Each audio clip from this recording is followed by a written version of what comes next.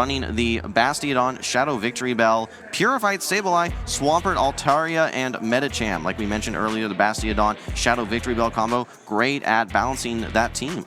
And then on the other side of the table, we have Trent with the Lickitung, Galarian Stunfisk, Altaria, Medicham, Swampert, Trevenant, all Pokemon that we've been seeing a lot of this weekend. All right, I know we're talking a lot about the Bastiodon and Shadow Victory Bell, but I really want to talk about how they line up here versus Trent's team. So that Victory Bell obviously going to have a couple targets, especially the Swampert. I think it takes 5 Razor Leaves to knock out that Swampert. Doesn't even make it to a Hydro Cannon, but it does nicely versus that Medicham versus the Lickitung, Galarian Stunfisk. Those are some bulky Pokemon, the Lickitung and Galarian Stunfisk, but hitting neutral versus both of them, as long as you've got those Protect Shields, Shadow Victory Bell able to make it through. The Bastiodon, on the other hand, that's where there's going to be some interesting matchups. It does very nicely versus the Altaria, obviously, and can do nicely versus the Trevenant as well, especially with shields, but it's going to be having some challenges versus things like Galarian Stunfisk versus Medicham, and especially versus Swampert. So I don't know if we're going to see it. Nonetheless, we are going to be moving right in here, guys. Game number 1, we have Meteor Fallon on the left, we have Trent on the right. The Bastiodon into the Galarian Stunfisk. Tough lead here for Meteor. Ooh, and we see the safe swap into the Victory Bell. That is hard countered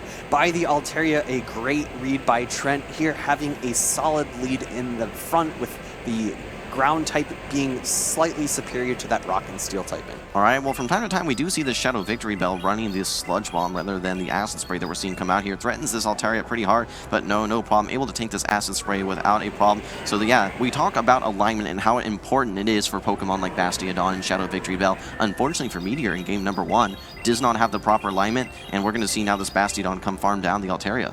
And the game is almost written in the stars. We see a Medicham behind and a Trevenant followed up on Trent's side. It's going to be a lot of just fast move pressure coming from Meteor Fallon, but unfortunately doesn't quite have the alignment that he was hopefully looking for. Yeah, in these games, when you don't have the proper alignment and you're reliant on fast move pressure, they become very predictable. But what you can actually see now at this point, you might be thinking to yourself, okay, well, what's going on? Why is this Bastiodon not attacking? What Meteor's doing is actually allowing his switch clock to come back up, making sure that he's able to get back to his Medicham, knowing how tough of a matchup this is with this Galarian Stunfisk lined up versus the Bastiodon. He now has the ability to swap into his Medicham, but he's not going to like what he sees here. We've got the Trevenant, the Ghost Pokemon, going up against the Psychic Pokemon. You mentioned this one. This one was probably written the outcome before it even started here. This is about as one-sided as it can get, and actually going for the bait here as well. This is the power-up punch, double resisted into the Ghost Tree here, and yeah, Trevenant going to have no problem tanking that one. And we were talking a lot about information and how Trent's team had been seen on stream before, but Meteor Fallon's had not.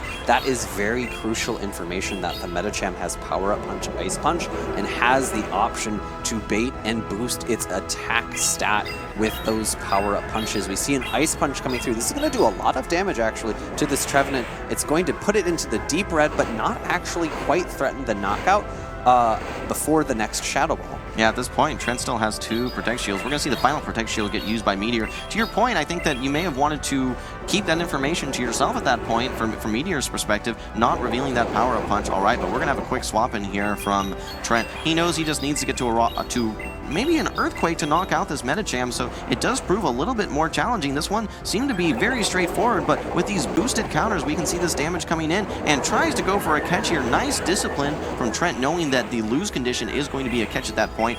He needs to get to 2 Earthquakes, and with that swap out from Meteor, those power-up punch debuffs have gone away. They have, but now the Galarian Stunfisk is very low on health. It gets to another power-up punch. I expect to see this shielded. It's going to be very close, the race to this final Earthquake. I bet Trent really wishes that he shielded that Trevenant earlier on in the matchup. But able to get to the Earthquake, 1 HP and a Dream. Despite what was seemingly a very straightforward matchup, Meteor made it very close, and with that Medicham access to the power-up punch, that Ice Punch does a lot more damage and makes that Trevenant matchup a bit more scary. Nonetheless, Trent, with a very good alignment in game number 1, able to take the victory. Yeah, I really thought that power-up punch